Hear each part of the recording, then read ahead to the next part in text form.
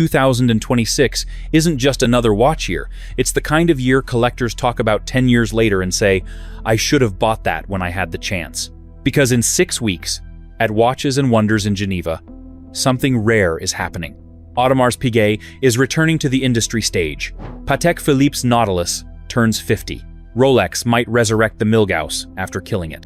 And the technology Rolex debuted last year could quietly replace the mechanical heartbeat of an entire generation of watches. This isn't a refresh cycle. This is a pivot point. We are going to be looking at 20 watches that are about to define what this decade looks like on your wrist. Let's start with the watches celebrating history before we get to the ones about to make it. The anniversary watches. When milestones actually matter. Some anniversaries are marketing exercises. Round numbers brands use to justify limited editions nobody asked for. New dial color. Caseback engraving. Certificate of authenticity. Congratulations, you paid a premium for someone's birthday party. But some anniversaries aren't just cosmetic. They mark structural shifts, designs, and engineering decisions that permanently altered the trajectory of watchmaking. When milestones like these arrive, brands don't create meaning. They respond to it.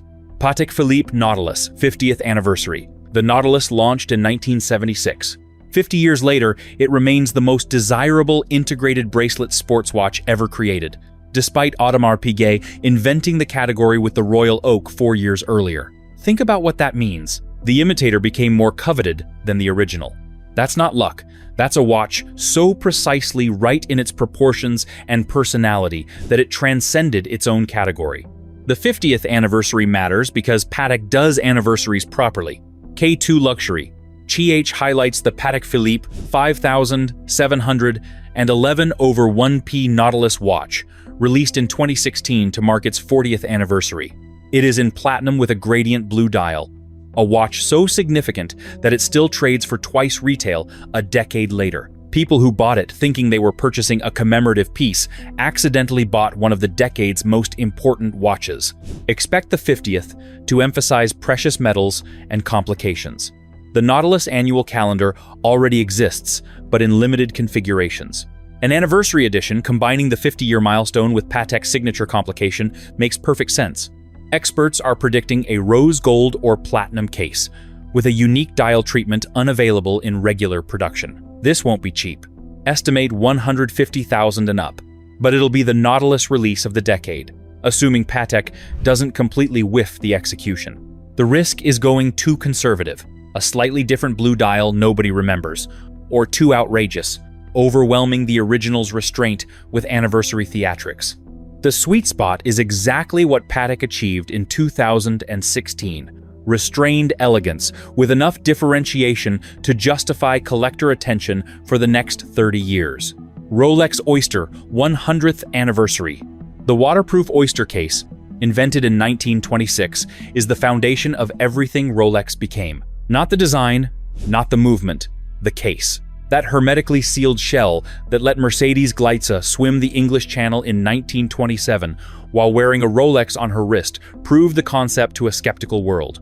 100 years later, every Rolex except the Cellini uses Oyster architecture. The anniversary isn't commemorating a watch. It commemorates the engineering decision that enabled an empire. Predictions vary wildly. Some expect new Oyster perpetual configurations across existing dial colors. Others anticipate commemorative engravings applied catalog-wide. The smart money says Rolex does something unexpected with the Oyster Perpetual, specifically since that model name directly references the case invention. Don't expect revolutionary. Rolex doesn't do revolutionary on anniversaries. They don't need to. What they do is refined iterations of existing successes executed with such precision that the iteration becomes the new benchmark. Think new dial colors, maybe a special bracelet treatment. Possibly caseback engravings marking the centennial. Nothing that changes the fundamental product. Rolex Milgauss 70th anniversary potential return. This is the rumor that has been generating the most speculation in collector circles and watch forums. Rolex discontinued the Milgauss in 2023. The anti-magnetic watch created for scientists working around magnetic fields seemed dead. CERN researchers who'd worn it for decades had to move on. Then people started doing math. The Milgauss, launched in 1956. 70 years later is 2026. Would Rolex kill a model, then resurrect it 3 years later for an anniversary? The answer is more complicated than yes or no, maybe. The Milgauss always occupied awkward positioning. Too niche for mass appeal. Most people don't work next to particle accelerators. Too unusual aesthetically for conservative buyers who wanted a Submariner or Datejust. The lightning bolt, second-hand, and green crystal divided opinion instead of creating consensus. Discontinuing it created the scarcity that made people want it. Classic Rolex psychology. Removal generates desire that the presence never achieved. If it returns, and that's still genuinely uncertain, expect the Dynapulse escapement to be the reason it makes sense. The magnetic resistant movement technology Rolex, debuted in the Land Dweller, solves the Milgauss's core technical challenge more elegantly than the old soft iron cage. That cage added thickness and weight. The Dynapulse resists magnetism through component design and materials. No cage needed. Thinner watch. Better magnetic resistance. The anniversary narrative practically writes itself. The design question is thornier. Modernize it completely using current Rolex design language, and you risk alienating the collectors who loved the original's eccentricity. Honor vintage proportions too faithfully, and you're accused of nostalgia rather than evolution. Getting that balance right determines whether Anniversary Milgauss becomes an instant classic or quietly forgotten experiment. Seiko 145th Anniversary Presage, SPB 538. Seiko celebrates everything. 110 years since the first wristwatch. 100 years of the Seiko name. 145 years since its founding. There's always something to commemorate. Some of it is transparent calendar management. But the SPB 538 marking the founding anniversary is worth noticing. Pocket watch-inspired design translates historic proportions into modern wristwatch format. Applied indices with real dimensional presence. Textured dial that catches light differently across the day. Elegant proportions at a size that actually fits contemporary wrists without looking like an antique. This is Seiko doing what Seiko does best, making accessible watches that punch above their price point aesthetically and technically. Seiko Anniversary Editions historically appreciate on secondary markets because production numbers stay reasonable and the designs honor heritage without slavishly copying it. Not all 2026 releases will be winners, but the SPB 538 already earned its place on the list. Anniversaries celebrate what brands were, but 2026's most significant development is what Rolex is becoming. The Dynapulse escapement they debuted in the Land Dweller isn't staying there. It's spreading. And that changes fundamental assumptions about every Rolex you'll buy in the next decade. The Dynapulse expansion. Rolex's new movement spreading. The Land Dweller shocked the industry in 2025. Not because integrated bracelet sports watches are novel. They're not. Rolex debuted a completely new escapement architecture called Dynapulse. The Swiss lever Rolex used since its founding has been replaced with a magnetic-resistant design, eliminating the need for soft iron shields. This is massive in ways that take a moment to appreciate. Escapements are the heartbeat of mechanical watches, the regulated interaction between the gear train and oscillator that turns stored energy into measured time. Changing them requires years of development and manufacturing retooling. Rolex doesn't debut new escapement designs casually. The Dynapulse represents a serious investment and commitment to a technical direction that will define the brand's next generation. Rolex Land Dweller, new dial colors. The Land Dweller launched with limited options. 2 sizes, 3 materials, 1 dial color per material. That's not how Rolex builds collections over time. They establish a core identity, then build through variation until an ecosystem exists. Expect 2026 to bring new dial colors, proving Land Dweller isn't a one-off experiment, but a permanent collection member. Blue dial seems inevitable. Rolex Blue sells everywhere, across every model. Green dial is possible, given what the green Submariner demonstrated about color appetite in the market. Burgundy or copper tones would differentiate from the sports lineup, while complementing the integrated bracelet's elegant positioning. The honeycomb dial texture stays, despite complaints from people who expected something plainer. That texture is the Land Dweller's visual signature. Removing it would undermine identity before it establishes itself. You don't abandon what makes you distinct before the market has fully met you. More interesting is the potential smooth bezel version. The diamond-set land dwellers use smooth bezels, proving the aesthetic works. Whether that filters down to steel or standard precious metal models in 2026 remains uncertain. But if it happens this year is when we'd see the first signal. Rolex Milgauss with Dynapulse, if it returns. If the Milgauss returns, the Dynapulse makes it worth returning. That's the distinction.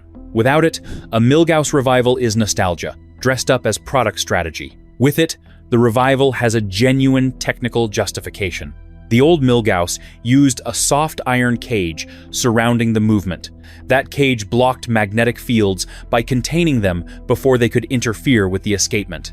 Effective, but inelegant. It added meaningful thickness and weight to a watch that was already slightly eccentric. The Dynapulse escapement resists magnetism through component design and materials, silicon elements, and different geometries, with no cage required. A Dynapulse Milgauss could be thinner than any previous version while exceeding the original 1000 Gauss magnetic resistance specification. Not matching it, exceeding it. That's a legitimate technical advancement you can talk about, defend, and be proud of. Not marketing spin dressed as engineering progress. Future Dynapulse models. The Dynapulse won't stop at Land Dweller and potential Milgauss. Rolex spent years developing it. You don't make that investment to limit the application to 2 models. Expect the technology to spread across the catalog over 5 to 10 years. Not immediately, Rolex moves deliberately. But gradually, as models get updated, you'll see Dynapulse replacing conventional escapements without fanfare. It'll simply appear in specification sheets. Then one day you'll realize the entire collection runs on new architecture. This matters for buyers today because early Dynapulse models carry collector significance, similar to first ceramic bezel references or first caliber 3,235 movements. Being an early adopter of new technology confers historical significance, regardless of whether it transforms daily experience. The Land Dweller is Generation 1. What that means for value in 20 years is worth considering. While Rolex expands its new technology, the rest of the industry is responding to the Land Dweller's very existence. Because Rolex validating a category changes that category permanently. The integrated bracelet wars are just getting started. The integrated bracelet wars. Everyone copies Royal Oak now. The integrated bracelet sports watch, case flowing seamlessly into the bracelet without separate lugs, dominated luxury conversations for 5 years. Audemars Piguet Royal Oak invented it in 1972. Patek Philippe Nautilus perfected the concept in 1976. Then, Rolex ignored it for 50 years, while a generation of watch collectors built their identity around these 2 watches. That changed with the Land Dweller in 2025. Rolex entering a category isn't neutral, it's validation. It signals that the market is real, the demand is durable, and the positioning is legitimate. When Rolex validates a category, brands rush to compete. 2026 will see integrated bracelet releases at every price point as brands scramble for positioning before the market consolidates. Audemars Piguet Royal Oak new release.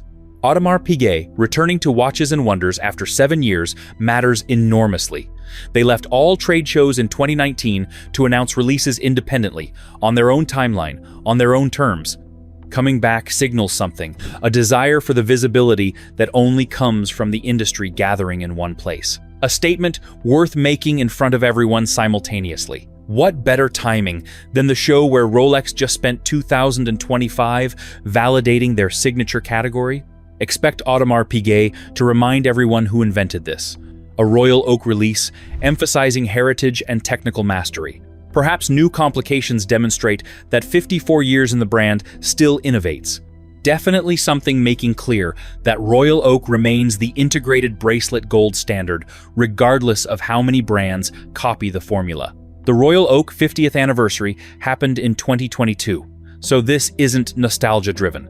This is competitive positioning. Audemars Piguet is reasserting category dominance now that the biggest watch brand on Earth just acknowledged the category is worth competing in. The pressure to deliver something extraordinary is real in ways the watch world doesn't always manage to create. Zenith Defy Revival 37mm. Zenith revived the 1969 Defy in 2022 with an octagonal case, 14-sided bezel, and the legendary ladder bracelet originally made by Gay Frères. The 2026 version references the A3643 with a silver-toned dial and meticulous brushing throughout. This is neo-vintage, done with actual intelligence. The Defy has always been love it or hate it. The 1969 original was deliberately strange, a watch that looked nothing like what you expected a watch to look like. The revival honors that strangeness without over-explaining it. Exhibition caseback is the only fully modern concession. Everything else stays faithful to original design principles rather than original design details. That distinction matters more than it sounds. This matters because an integrated bracelet doesn't require a royal oak imitation. The Defy proves you can honor the era that produced the royal oak without directly copying Gerald Genta's blueprints.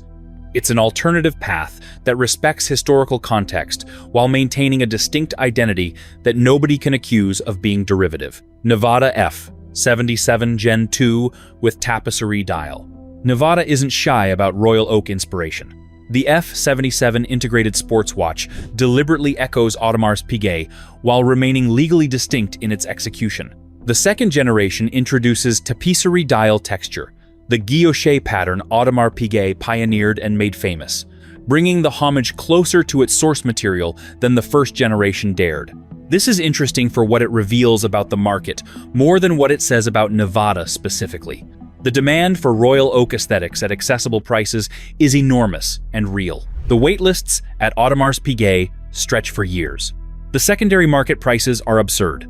An entire audience exists that wants the visual language of 1970s, integrated bracelet, sports watches, and can't afford or access the originals. Nevada is filling that gap deliberately. It's not trying to be royal oak. It's trying to capture what royal oak represents. 70s sports watch elegance, the integration of case and bracelet, the guilloche dial texture, at a price point real people can justify. Whether enthusiasts accept it as a legitimate expression of enduring design or dismiss it as shameless copying remains divisively debated. It'll sell regardless. The integrated bracelet explosion is about the present, who can compete, and who can capture the moment. But the neo-vintage revival goes somewhere deeper. Brands are mining their own archives for designs that worked 40 years ago because they still work now. The neo-vintage revivals, mining archives intelligently. Neo-vintage means reissuing old designs with modern specifications, new movements, current materials, better water resistance. This can go terribly wrong. Slapping vintage aesthetics on modern proportions without understanding what made the original work often creates something that satisfies neither vintage purists nor contemporary buyers, too nostalgic to feel current, too updated to feel authentic. But when done right, neo-vintage captures what made the original compelling while fixing what made it impractical for modern life. The best revivals don't copy, they translate. Tag Heuer Carrera Seafarer. Tag Heuer reviving maritime chronograph aesthetic with the Carrera Seafarer is exactly what neo-vintage should accomplish. This isn't a lazy parts bin reissue where vintage dial graphics get printed onto modern cases with no deeper consideration.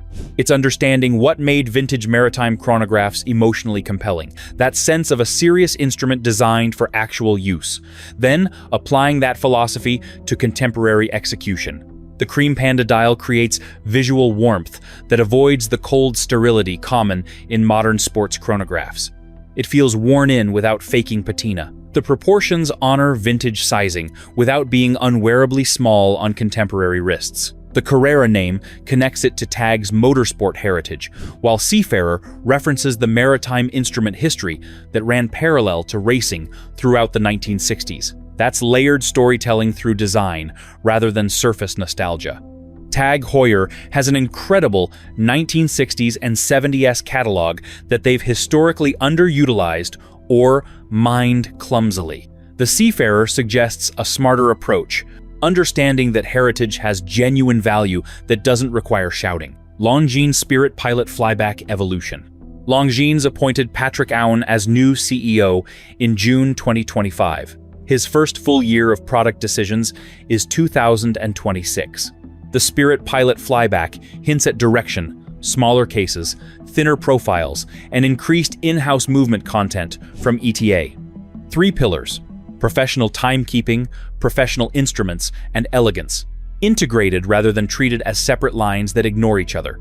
The Spirit Pilot Flyback already represents Longines at its most purposeful, genuine flyback complication, aviation instrument heritage that isn't purely decorative, proportions that don't require apology. If Auen expands this philosophy catalog-wide, 2026 could be Longines's strongest year in a generation. The challenge is threading the needle between in-house aspiration and accessible pricing, but that's exactly the kind of brand-defining challenge that makes or breaks CEO tenures. Breitling Navitimer B1 North American Limited Edition. The Navitimer is Breitling's signature in ways few watches are signatures of their brands. It's not just popular, it's definitional. The watch Breitling built an identity around the watch that professional aviators actually used for cockpit calculations before digital instruments made slide rules obsolete. The North American Limited Edition with a cream panda dial and AOPA wings honors that history specifically rather than generically. The Aircraft Owners and Pilots Association endorsed the original Navitimer in the 1950s. Their wings on the dial aren't decorative. They document an actual relationship between a watch and the people who needed it to work. 300 pieces for the North American market creates scarcity without being insulting about it. You might actually find one if you want one. That matters in a market where limited edition increasingly means good luck. The B1 chronograph movement is genuinely excellent. COSC certified, column wheel, vertical clutch, and 70-hour power reserve. The Panda dial adds warmth to the Navitimer's typically busy aesthetic, without stripping what makes the watch itself. Neo-vintage looks backward intelligently, but the haute horlogerie world is looking somewhere else entirely. After years of playing it safe, beautiful but predictable, high watchmaking is getting weird again. And the results are more interesting than the industry has been in years. The haute horlogerie surprises. Haute horlogerie means high watchmaking, complications that took generations to develop. Hand finishing is measured in days per component. Technical mastery expressed in objects small enough to wrap around a wrist. It also means expensive, sometimes absurdly so. But 2026 sees high-end brands taking creative risks, instead of repeating the safe formulas that kept the lights on through uncertain years. Parmigiani Fleurier Tonda PF Micro Rotor Agave Blue. Parmigiani Fleurier operates quietly compared to larger luxury brands, producing exceptional watches without celebrity ambassadors, hype marketing, or artificial waiting lists. Its focus is simple: serious craftsmanship for collectors who value substance over noise. The Tonda PF Micro Rotor in Agave Blue exemplifies their philosophy completely. Grain d'Orge Guilloche dial in a soft, desert-inspired blue-green that shifts subtly as light moves across it, the kind of color you keep noticing differently throughout the day.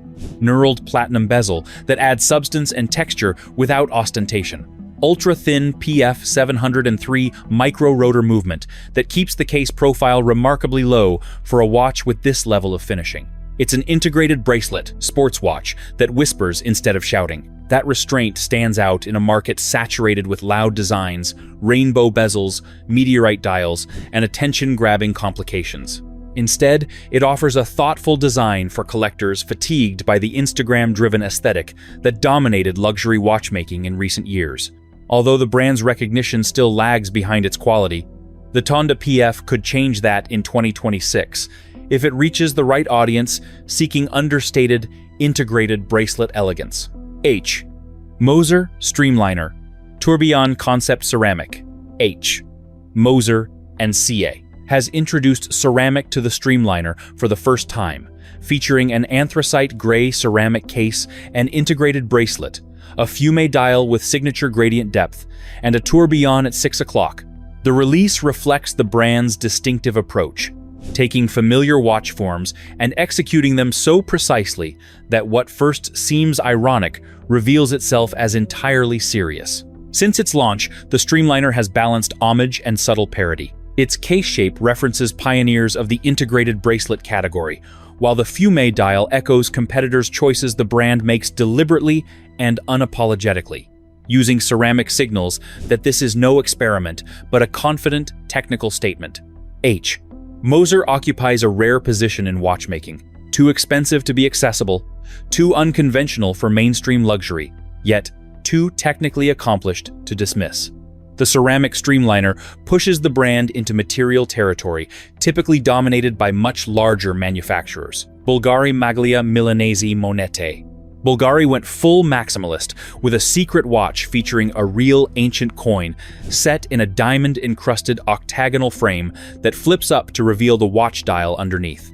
All in warm rose gold, mother-of-pearl dial. Solid gold Milanese mesh bracelet that moves with your wrist like fabric. It's unapologetically, uncomplicatedly, extravagantly luxurious in an era dominated by understated restraint and quiet luxury signaling. This matters because maximalism is returning. The minimalist decade that followed the 2010s excess is ending. People want texture and detail and unabashed luxury again, the full sensory experience of extraordinary objects, rather than the social approval of objects that don't draw attention. Bulgari's reading that shift and committing completely to secret watches and Tubogas Manchette revival shows confidence in a different aesthetic direction than their competitors. Secret watches peaked in the late 19th and early 20th centuries when women's jewelry included timepieces concealed in bracelets and brooches. Bulgari successfully reimagined the form to feel contemporary rather than costume. The Maglia Milanese Monete could easily be ridiculous. Instead, it's spectacular in the way that only things made with total commitment to a clear vision manage to be. Louis Vuitton x de Bethune GMT. Louis Vuitton collaborating with de Bethune for a 12-piece GMT inspired by 18th century sympathique clocks represents haute horlogerie at its most creative and most exclusive simultaneously. This isn't a watch for wearing. It's a horological art object that happens to include a functioning timepiece, like those rare museum pieces where you have to remind yourself that the object was actually used by people. De Bethune makes watches for people who want mechanical innovation without brand recognition games. Louis Vuitton brings resources, luxury positioning, and global scale that de Bethune couldn't access independently. The collaboration lets de Bethune make something unprecedented while giving Louis Vuitton legitimacy in serious watchmaking beyond their core competency. 12 pieces at presumably stratospheric pricing means almost nobody gets one. That's fine.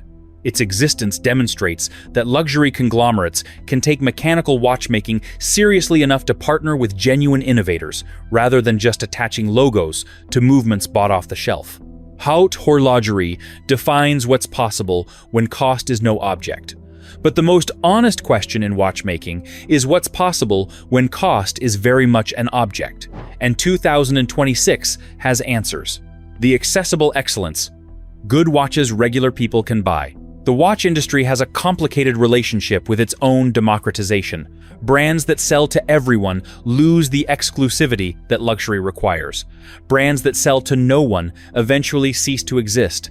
But 2026 has released proving quality doesn't require luxury budgets, and that accessible doesn't mean compromised.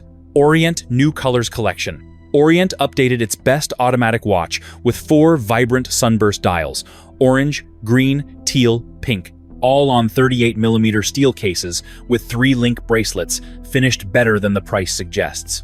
It's Orient, taking the obvious page from the Rolex Oyster Perpetual Color Playbook and executing it at a fraction of the price. These won't be perfect. Orient uses in-house movements built to price targets, and finishing isn't Grand Seiko level at any tier. But for people wanting an automatic watch with genuine personality that doesn't require wait lists, allocation conversations, or dealer relationships, this delivers exactly what's promised. The colors pop in afternoon light. The sizing works for a wide range of wrists. The price is accessible without being cheap. Orient represents what honest, accessible watchmaking looks like. They're not pretending to be something they aren't. They're not putting Swiss-made on movements born in Akihabara. They're making honest mechanical watches without pretension for people who want to wear something interesting without it consuming a month's expenses to do so. In 2026, that's an honorable mission. G-Shock King of G-Stealth. G-Shock, combining their beefiest outdoor capability with the classic square-faced 5600 aesthetic, then blacking everything out completely, creates a genuinely compelling package. Negative display inverts the screen to complete the stealth transformation. Tough solar movement means the battery question never comes up. The full feature suite, world timer, alarms, multiple calendars, stopwatch, and countdown are preserved entirely, and the legendary shock resistance that made the original G-Shock famous in 1983 remains uncompromised. What makes the stealth version interesting is the restraint. G-Shock's typical aesthetic runs toward excess, layers of protection, visible complexity, and design elements accumulated across 40 years of adding features. The King of G-Stealth strips that back to black monochrome, and the result works for audiences that found previous G-Shock releases too visually busy or too aggressively youth-oriented. This is a G-Shock for adults who genuinely need the capability, the travel functions, the durability, the solar charging, but who also need to sit in professional environments without explaining why they're wearing what looks like a prop from a spy film. The all-black execution answers that problem completely. Casio G-Steel GSTB 400, the thinnest G-Steel ever made at 12.9 millimeters. That number matters more than it sounds. G-Shock functionality has historically required bulk, thick cases housing the protection layers, the solar cell, and the sensor arrays. The GSTB 400, using a carbon core guard structure, achieves the same protection at a meaningfully reduced thickness. 49 millimeter width is substantial, but the width at that thickness wears differently from the width combined with depth. The reduction in how far the watch projects from your wrist changes how it interacts with sleeves, with furniture edges, with the basic geometry of daily life. People who tried previous G-Steel models and found them unwearable with dress clothes should try this one. Tough solar charging eliminates battery replacement permanently. Bluetooth connectivity syncs time and receives phone alerts. 200-meter water resistance exceeds what most people encounter doing anything. Quick-release textured resin strap means swapping to different options takes seconds without tools. The GSTB 400 is Casio admitting, finally and completely, that people want G-Shock capability without looking like they're wearing tactical equipment to dinner. Dryden Chrono Diver with steel bracelet. Kansas City's Dryden Watch Company is adding the first integrated steel bracelet to its retro skin diver-inspired Chrono Diver, which fills a real gap in the market. 5-link Jubilee-style bracelet with quick-release bars and toolless micro-adjustment at the clasp, features that cost extra on watches 10 times the price. Seiko VK 63 Mecha Quartz movement, black dial, and bezel with faux-aged lume treatment. This matters for what it represents. Small, independent brands doing genuinely interesting design work, not pretending to compete with Swiss manufacturers on movement quality. Not demanding prices justified by heritage they don't have. Just making watches that look good, wear well, and cost what normal people can spend without deliberation. The integrated bracelet timing is smart. The category is everywhere at a luxury level right now. Having an option at an accessible price with actual design thought behind it is exactly the kind of thing that builds loyal audiences who follow a brand for decades. 20 watches spanning anniversaries, technical innovation, integrated bracelet competition, neo-vintage intelligence, haute horlogerie experimentation, and accessible excellence. These are the watches experts are watching. Not random assortments of expensive logos, actual products with specific stories worth understanding. The common thread, 2026 rewards brands with a clear vision. Patek is doing the anniversary properly, and Rolex is expanding new technology methodically. Audemars reasserting category dominance. Tag and Longines, mining their archives intelligently. Bulgari is embracing maximalism without apology. Orient and Casio are delivering accessible quality without pretense. Watch this space. Watches and Wonders opens April 14th, and the next 6 weeks could redefine what you thought was possible in modern watchmaking. And if you enjoy deep dives like this, the releases, the strategy behind them, and what they actually mean for collectors, make sure to like the video and subscribe to the channel.